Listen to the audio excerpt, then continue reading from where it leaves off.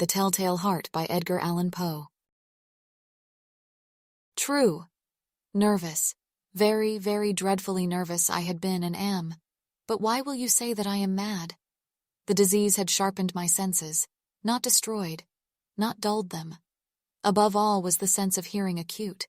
I heard all things in the heaven and in the earth. I heard many things in hell. How then am I mad? Hearken, and observe how healthily, how calmly I can tell you the whole story. It is impossible to say how first the idea entered my brain, but once conceived, it haunted me day and night. Object there was none. Passion there was none. I loved the old man.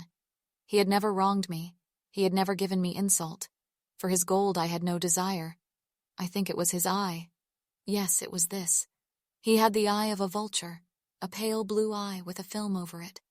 Whenever it fell upon me, my blood ran cold, and so by degrees, very gradually, I made up my mind to take the life of the old man, and thus rid myself of the eye forever. Now this is the point. You fancy me mad. Madmen know nothing. But you should have seen me. You should have seen how wisely I proceeded, with what caution, with what foresight, with what dissimulation I went to work. I was never kinder to the old man than during the whole week before I killed him. And every night, about midnight, I turned the latch of his door and opened it. Oh, so gently. And then, when I had made an opening sufficient for my head, I put in a dark lantern, all closed, so that no light shone out, and then I thrust in my head.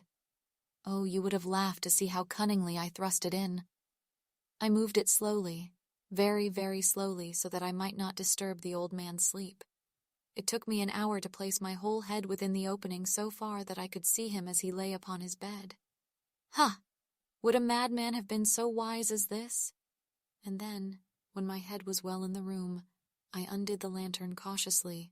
Oh, so cautiously, for the hinges creaked. I undid it just so much that a single thin ray fell upon the vulture eye. And this I did for 7 long nights, every night just at midnight. But I found the eye always closed, and so it was impossible to do the work, for it was not the old man who vexed me, but his evil eye. And every morning when the day broke, I went boldly into the chamber and spoke courageously to him, calling him by name in a hearty tone, and inquiring how he has passed the night. So you see, he would have been a very profound old man indeed, to suspect that every night, just at 12, I looked in upon him while he slept. Upon the 8th night, I was more than usually cautious in opening the door. A watch's minute hand moves more quickly than did mine. Never before that night had I felt the extent of my own powers, of my sagacity. I could scarcely contain my feelings of triumph. To think that there I was, opening the door little by little, and he not even to dream of my secret deeds or thoughts. I fairly chuckled at the idea, and perhaps he heard me, for he moved on the bed suddenly as if startled. Now you may think that I drew back, but no. His room was as black as pitch with the thick darkness, for the shutters were close fastened through fear of robbers, and so I knew that he could not see the opening of the door, and I kept pushing it on steadily. I had my head in, and was about to open the lantern, when my thumb slipped upon the tin fastening, and the old man sprang up in bed, crying out, "Who's there?" I kept quite still and said nothing. For a whole hour I did not move a muscle, and in the meantime I did not hear him lie down. He was still sitting up in the bed listening, just as I have done night after night, hearkening to the death watches in the wall. Presently I heard a slight groan, and I knew it was the groan of mortal terror. It was not a groan of pain or of grief.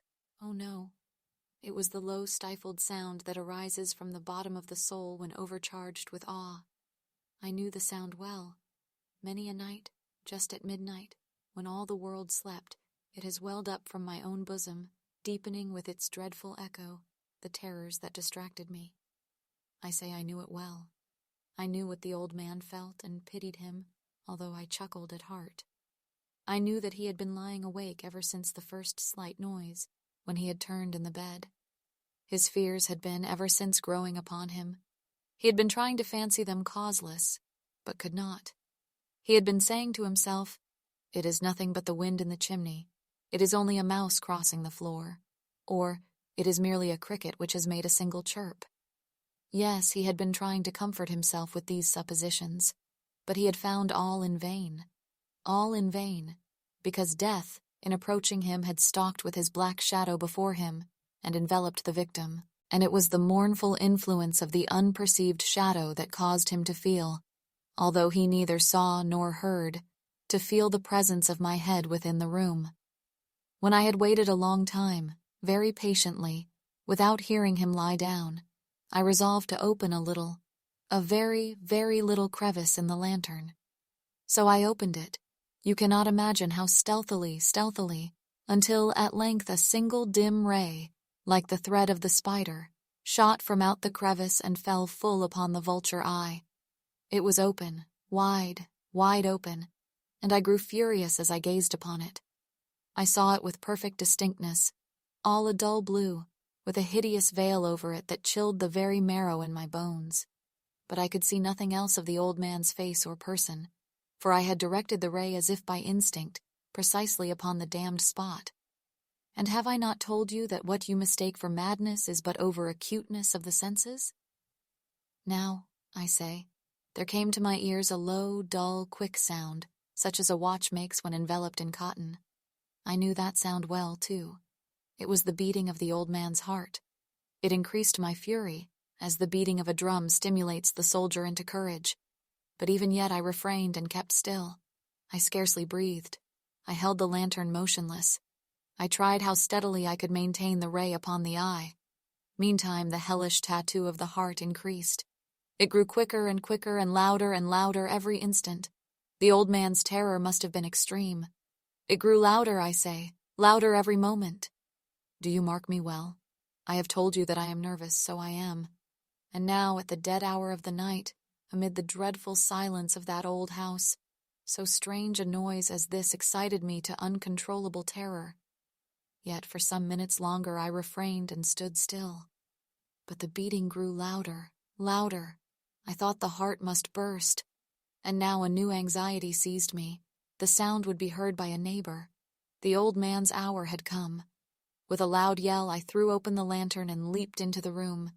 He shrieked once only.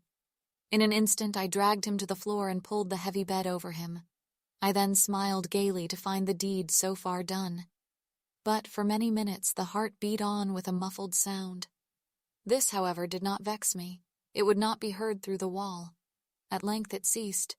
The old man was dead. I removed the bed and examined the corpse.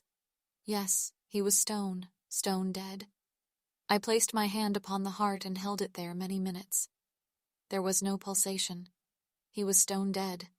His eye would trouble me no more. If still you think me mad, you will think so no longer when I describe the wise precautions I took for the concealment of the body. The night waned, and I worked hastily but in silence. First of all, I dismembered the corpse. I cut off the head and the arms and the legs. I then took up 3 planks from the flooring of the chamber and deposited all between the scantlings. I then replaced the boards so cleverly, so cunningly, that no human eye, not even his, could have detected anything wrong. There was nothing to wash out, no stain of any kind, no blood spot whatever. I had been too wary for that. A tub had caught all. Ha, ha! When I had made an end of these labors, it was 4 o'clock, still dark as midnight. As the bell sounded the hour, there came a knocking at the street door. I went down to open it with a light heart, for what had I now to fear? There entered 3 men, who introduced themselves with perfect suavity as officers of the police. A shriek had been heard by a neighbor during the night. Suspicion of foul play had been aroused.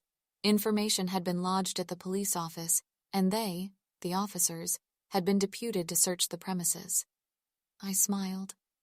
For what had I to fear? I bade the gentleman welcome. The shriek, I said, was my own in a dream. The old man I mentioned was absent in the country.